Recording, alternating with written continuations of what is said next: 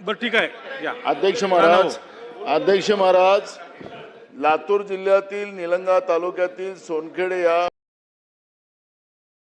व जामगा येथे कर्जबाजारीपणामुळे आणि कथित खाजगी सावकारीच्या जाचामुळे 2 शेतकऱ्यांच्या आत्महत्यांचा घटना काल शेतकरी दिन असताना या ठिकाणी झालेल्या अध्यक्ष महाराज गंभीर बाब आहे. या राज्याचा अन्नदाता शेतकरी सभागृह चालू असताना काल त्यांनी आत्महत्या केल्या. लागोपाठ या 7 दिवसात अध्यक्ष महाराज त्या ठिकाणी 7 शेतकऱ्यांनी आत्महत्या केलेल्या आहेत.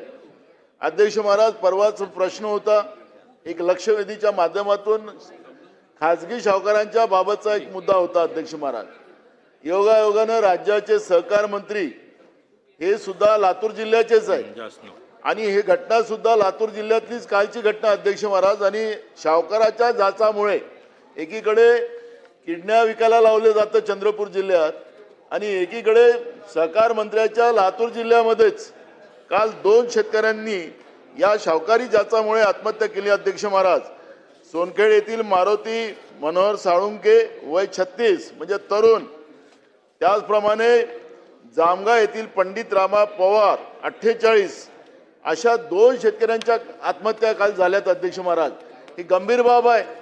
अध्यक्ष महाराज, तुम्हाला आम्ही वारंवार या सभागृहात मांडलं की शेतकऱ्यांच्या शेतीमाल घेण्यासाठी सुद्धा सरकार त्याच्यामध्ये दिरगाई करते. अध्यक्ष महाराज, धान उत्पादक शेतकऱ्यांचा धान घेतला जात नाही, त्याला पैसे दिले जात नाही, वेळेवर पैसे मिळत नाही. त्याचप्रमाणे मका असेल अध्यक्ष महाराज, तेव्हा मकाचाही तोच विषय आहे. केळीच्या बागा सोलापूर पासून तर जळगावपर्यंत सगळ्या उद्ध्वस्त झाल्या अवकाळी पावसामुळे, पण सरकार मदत करायला तयार नाही आणि रोज राज्यामध्ये शेतकरी आत्महत्या करताय. काय शेतकरी या सरकारच्या डिक्शनरीमध्ये नाही आहे? आणि म्हणून अध्यक्ष महाराज, या गंभीर बाबीवर मी या ठिकाणी ह्या सगळ्यात महत्वाचा अध्यक्ष महाराज शेतकऱ्यांच्या आत्महत्या आहेत आणि म्हणून शेतकऱ्यांच्या आत्महत्या थांबवण्यासाठी एकीकडे सरकार म्हणतात की आम्ही कर्जमाफी केली. अध्यक्ष महाराज, संपूर्ण शेतकऱ्यांची कर्जमाफी केली नाही, सरसकट कर्जमाफी करायची मागणी आम्ही करतोय, पण सरकार त्याच्यात अटी लावून शेतकरी कर्जमाफीलाही शेतकऱ्यांना कर्जमाफी होणार नाही आणि त्याही भीतीनं शेतकरी आत्महत्या करतात आहेत. आणि म्हणून मी अध्यक्ष महाराज आपल्याला विनंती करतो की आपण तातडीनं या सगळे कामकाज बाजूला सारून स्थगनावर विस्तृत चर्चा करण्यासाठी आम्हाला परवानगी द्यावी. अध्यक्ष महाराज, एक दुसरं, या सभागृहातले सन्माननीय सदस्य साजिद पठाण याला दुसऱ्यांदा वैष्णव गँगचं धमकी आली. अध्यक्ष महाराज, सभागृहातल्या सदस्याला अधिवेशनच्या काळामध्ये जी वैष्णव गँगचा परवाच कालच इथे चर्चा झाली सभागृहामध्ये आणि वैष्णव गँग लोक समजा या सभागृहातल्या सदस्यांना धमक्या देत असेल तर ही पण गंभीर बाब आहे. सरकारची असमर्थता याच्यामध्ये पुढे येते. अध्यक्ष महाराज, या सभागृहातला विधानसभेचे आमदार सुद्धा सुरक्षित नाही अशी परिस्थिती निर्माण झालेली आहे आणि म्हणून हा शेतकऱ्यांचा स्थगन आपण मान्य केलाच पाहिजे. आणि साजिद पठाणला याच गँगनी बाबा सिद्दीकी माजी मंत्री त्याचा खून केलेला आहे. अध्यक्ष महाराज, आणि म्हणून मी अध्यक्ष महाराज साजिद पठाण इथं आलेले आहेत, त्यांनाही या गोष्टीची त्यांची संपूर्ण भूमिका मांडू दिली पाहिजे.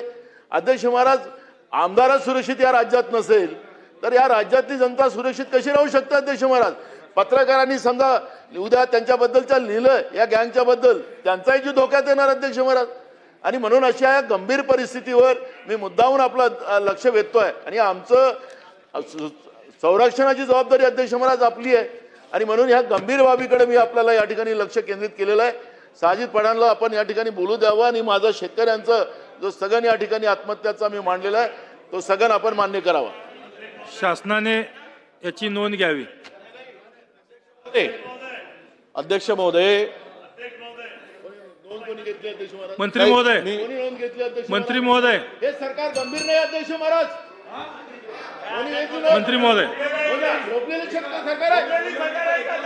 सांगितलं ना. अध्यक्ष महोदय, वडेट्टीवार साहेब बोला. 2 शेतकऱ्यांच्या आत्महत्या झाल्या, हे काय भूषणावं आहे का? 2 शेतकऱ्यांच्या आत्महत्या झाल्या, एका आत्ता अधिवेशन सुरू असताना बिश्नोई गँगचा म्होरक्या लोणकर, शुभम लोणकर हा USA मधून फोन करतो. यांनी पहिल्या आलेल्या धमकीच्या वेळेस फोन ब्लॉक केला.